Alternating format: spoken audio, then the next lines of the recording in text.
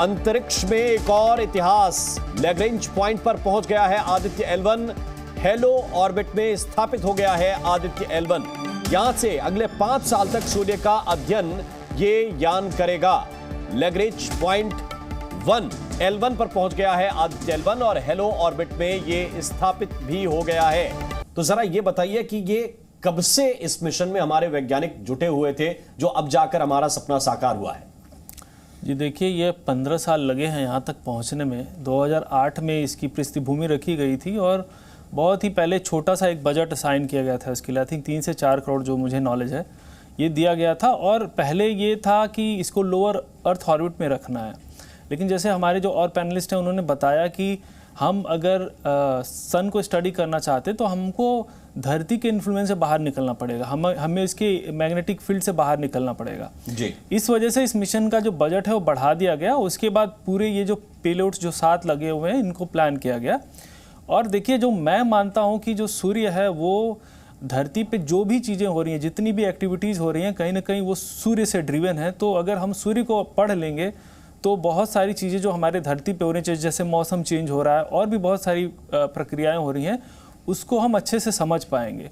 दूसरी चीज़ है कि जो सूर्य है वो एक तरह से अपने आप में प्रयोगशाला है, उसको हम खुद धरती पे अगर स्टडी करना चाहेंगे, क्योंकि सूर्य के अंदर खुद न्यूक्लियर फ्यूजन हो रहा है, तो बहुत ज़्यादा हमको बजट की ज़रूरत होगी, बहुत ज़्यादा संसाधन की ज़रूरत होगी। और जब हमारे पास एक खुद प्रयोगशाला सामने है, L1 पॉइंट पे पहुंचेंगे तो हम बहुत ज़्यादा मेजरमेंट डेटा का ले सकेंगे, सूर्य के रहस्य को जान सकेंगे। जो फाइनल चीज़ जो मैं आपको बताना चाहता हूँ, मेन चीज़ क्या है कि जब खुद अपना इंडिया का डेडिकेटेड ऑब्जर्वेटरी होगा तो सूर्य के अंदर कोई भी ऐसी आकस्मिक एक्टिविटीज़ होंगी जो कि धरती के लिए या हमारे सैटेलाइट्स के लिए बहुत ज़्यादा डिस्ट्रप्टिव हो सकती हैं या जीवन के लिए बहुत ज़्यादा खतरनाक हो सकती हैं, उनको आदित्य L1 तुरंत डिटेक्ट करके हमको भेज देगा और हम उसके लिए प्रिपेयर्ड हो जाएंगे। ये महत्वपूर्ण पॉइंट है और मैं इस पे सचिन बाबा साहब एक कमेंट आपका जरूर चाहता हूं, क्योंकि नासा ने पहले ये काम किया हुआ है। हम कुछ चीजों के लिए किसी दूसरी एजेंसी पर या किसी दूसरे देश पर रिलाई कर सकते हैं या नहीं कर सकते हैं, ये एक बड़ा यहां से माइलस्टोन होगा भारत के लिए। जी बिल्कुल। पहली बात तो मैं ये बता दूं कि जहां तक स्पेस का मामला आता है, सभी देश आपस में एक दूसरे को बहुत कोऑपरेट करते हैं, लेकिन ये बहुत ही महत्वपूर्ण बात है कि इस वक्त आदित्य L1 एक ऐसी सोलर ऑब्जर्वेटरी है जो सबसे एक्टिव सोलर ऑब्जर्वेटरी है। इनफैक्ट वर्ल्ड में इस वक्त सबसे एक्टिव सोलर ऑब्जर्वेटरी जो सूरज के आसपास है वो आदित्य L1 होने वाली है। और इनफैक्ट पूरी दुनिया भारत की तरफ देखने वाली है कि सूरज पे होने वाली गतिविधि, उस पे उसके लिए नए अध्ययन, उसके लिए जो पॉसिबल चीजें बनती हैं, पृथ्वी पे होने वाले जो सडन आकस्मिक जो हमारे पे सूरज की सडन एक्टिविटी की वजह से कोई अटैक हो सकता है, उसके लिए जो पहली कॉशन, पहली वार्निंग आने वाली है वो आदित्य L1 से आने वाली है।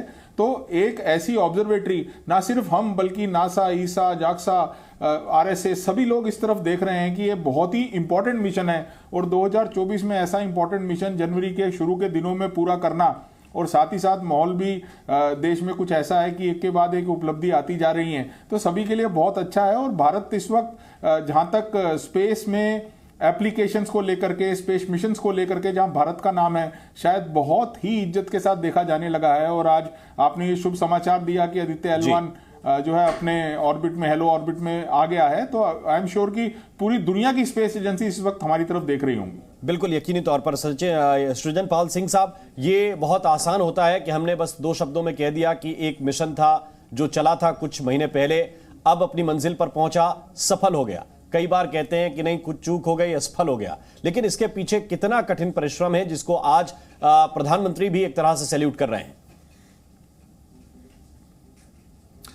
देखिए, बिल्कुल आपने सही बात कही। मैं डॉक्टर कलाम जैसे मैं उनके साथ काम करता था, आई वॉज एडवाइजिंग हिम। हमें याद है वो फोटोग्राफ्स जहाँ पे हाथ से हम रॉकेट्स बनाते थे, साइकिल के पीछे लेके जाते थे, बैलगाड़ी में हमारा पहला सैटेलाइट गया था। और उस भारत जो शुरू हुआ वहाँ से जर्नी आते आते अब वहाँ तक पहुँच गया है कि हम सूरज के ऊपर एक ऑब्जर्वेटरी हम बात कर रहे हैं कि लगातार। जी, थोड़ी सी तकनीकी दिक्कत है, इतना ही बनाएंगे हम सिर्फ लोअर ऑर्बिट में एक एक हम क्रोनोस्फीयर लगाएंगे, हमने ऐसी बात करी थी, वहां से 400 करोड़ तक का प्रोजेक्ट वो बन गया। ये जो मैंने आपको आदित्य L1 का मॉडल दिखाया, इसमें एक एक जो चीज बनी है वो भारत में बनी है और भारत के अलग अलग जगहों से बनी है, भारत के अलग अलग साइंटिस्ट ने बनाई है, अलग अलग अनुसंधान केंद्रों ने बनाई है। ये पूरा भारतीय indigenous product, make in India towards the sun है और ये एक नए आत्मनिर्भर भारत को भी इंगित करता है, जहां हमें कोई विदेशी टेक्नोलॉजी नहीं चाहिए। हम अपनी टेक्नोलॉजी से, सचिन जी ने सही बोला कि सबसे अच्छी लेबोरेटरी हम सूरज की तरफ जो लगा पाए वो हमने अपनी इंडिजीनियस टेक्नोलॉजी से पहले अटेम्प्ट में लगा लिया। ये एक बहुत बड़ा स्टेप है और बहुत सारे साइंटिस्ट, इसमें हजारों साइंटिस्ट, हजारों इंडस्ट्री में जो लोग काम करते हैं, उन सबका एफर्ट है और ये भारत के लिए गर्व की बात है। और इसीलिए मुझे लगता है कि हमें आज इस वक्त पर जब हम L1 में इस्टेब्लिश हो गए हैं, हमें याद रखना चाहिए कि कितना एक दशक का एफर्ट था जिन लोगों ने इसके लिए किया, कितने सारे इसरो चेयरमैन के अंडर ये काम हुआ और इस वजह से ये एक बहुत बड़ा अचीवमेंट है। ऑफ कोर्स अभी भी ये चीज़ खत्म नहीं हुई है। L1 ऑर्बिट, एक जो L1 पॉइंट है वो अनस्टेबल है, तो जो ऑर्बिट है उसको बार बार एडजस्ट करना पड़ेगा और इसके लिए हमें बार बार एफर्ट डालते रहने पड़ेंगे अगले 5 साल तक। और ये जो रिजल्ट्स आएंगे वो हम, जैसा हम भारत में इसरो में कहते हैं कि हम विश्व मित्र बनना है। प्रधानमंत्री ने कहा था जब हमारा चंद्रयान हुआ था कि हम विश्व गुरु नहीं, विश्व मित्र बनना है। और आदित्य L1 का भी जो डेटा आएगा, जो बहुत बेहतरीन 7 लेबोरेटरी से डेटा आएगा, वो सारी दुनिया में जो एस्ट्रोनॉमर्स हैं, स्पेस साइंटिस्ट हैं, एनालिस्ट हैं, वेदर क्लाइमेट चेंज जो स्टडी करते हैं, उन सब के लिए ये बहुत इंपॉर्टेंट होगा। याद रखिए, सूरज ही हमारी गर्मी का सोर्स है, उसी से बारिश होती है, उसी से टोर्नेडो भी आता है, हरिकेन भी आता है। तो एक्सरे के अलावा भी हमें अर्थ के क्लाइमेट के लिए भी सूरज को एनालिसिस करना बहुत आवश्यक है और इसलिए ये जो बहुत ही आएंगे उससे हम मौसम को और ये दिखाता है प्रेडिक्ट कि कर सकेंगे, समय रहते प्रेडिक्ट कर सकेंगे। कुछ बवंडर उठते हैं, तूफान आते हैं जिनसे नुकसान हो जाता है, उनके बारे में भी पहले जानकारी हमें मिल सकेगी। जी न्यूज़।